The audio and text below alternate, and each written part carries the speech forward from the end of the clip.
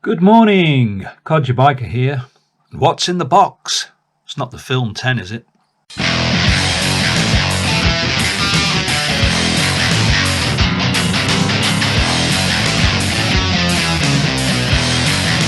Okay, so here's a box, and if you look on it, it says reducing jet 0.3mm M8 KTM original part made in India. So I'm hoping that this is the clutch jet that's used on the 790 Adventure. It does say that it is. I'm not going to change mine, I just want to have a look at one, so that's what we're going to do. But before we do that, how do you actually access the clutch? Well, I found I could do it without removing anything other than the bolts. So I'll show you how I did it.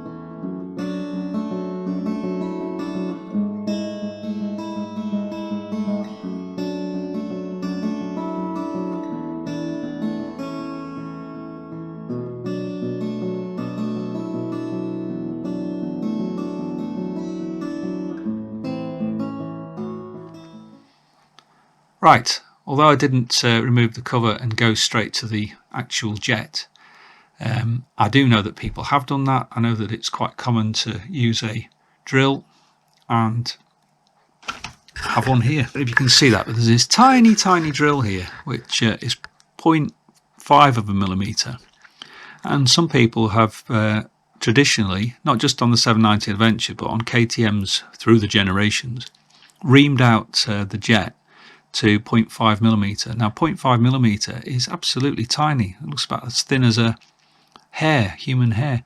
So I've got a 0.5mm drill, I've got a jet, but I'm not going to be doing that yet. It's just I was interested in how it might work out. What I've heard is people put the drill in a mini chuck and then turn the jet round and gradually ream it through rather than using a drill. So that is a 0.5mm drill bit. Tiny, isn't it? Let's have a look in the box. What's in the box?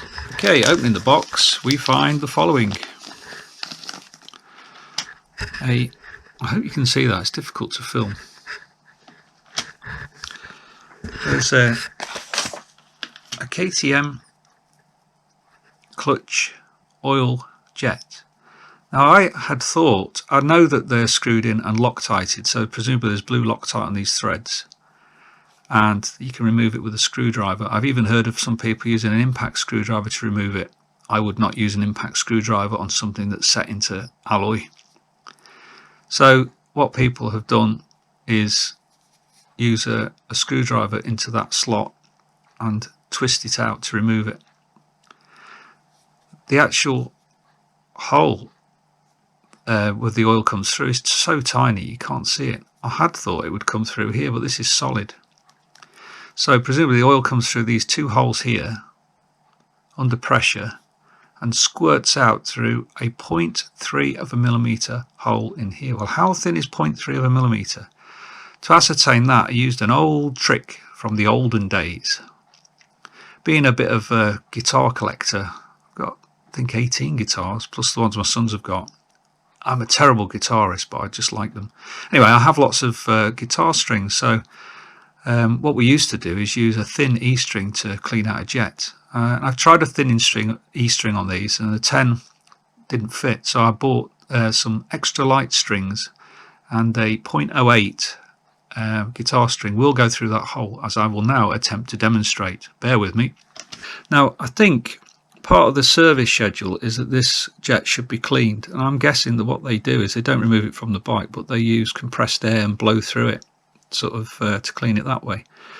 But you could, in theory, with the bike in situ, use a piece of guitar string, 8 gauge, maybe a 9 gauge if you can get one. I'm not sure a 10 will fit, and it will go in, he says.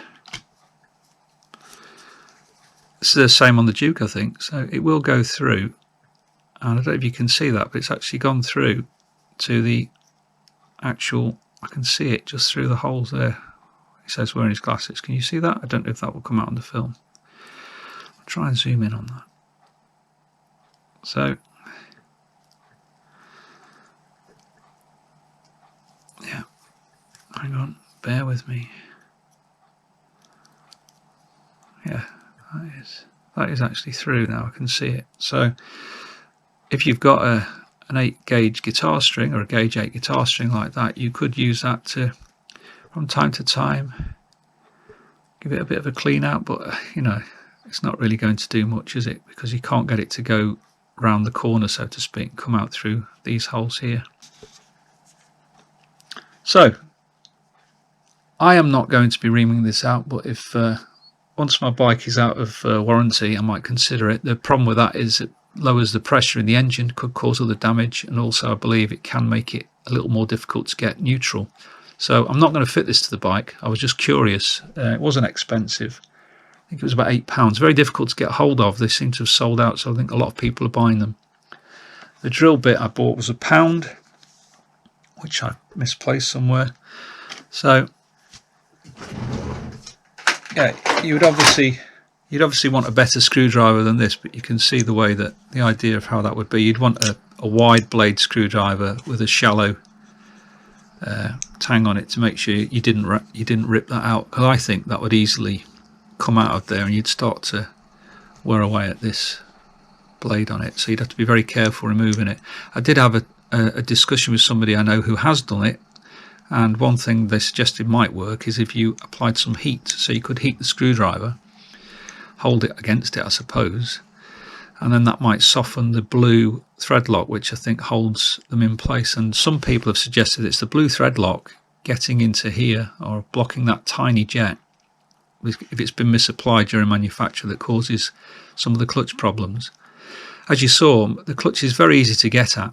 Although I didn't remove the clutch cover and springs, it really is not a difficult thing at all. Having a flexible 8mm ratchet spanner means that I didn't have to take anything else off the bike, and it's got an O-ring, so it'll come on and off, and I had oil in there, so I'm not too concerned.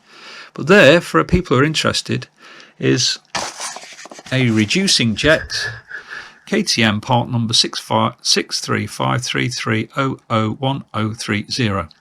Don't take my word for it, check that code. That's the one I've bought, and it was labelled as being 790 Adventure reducing jet for the clutch. As I say, the other thing is a 8 gauge guitar string, which once you drop it on the floor is very difficult to find again. I've never actually used guitar strings this light. They're about as light as you can get, but it did the job. Okay, just a quick one. Codge Biker is out.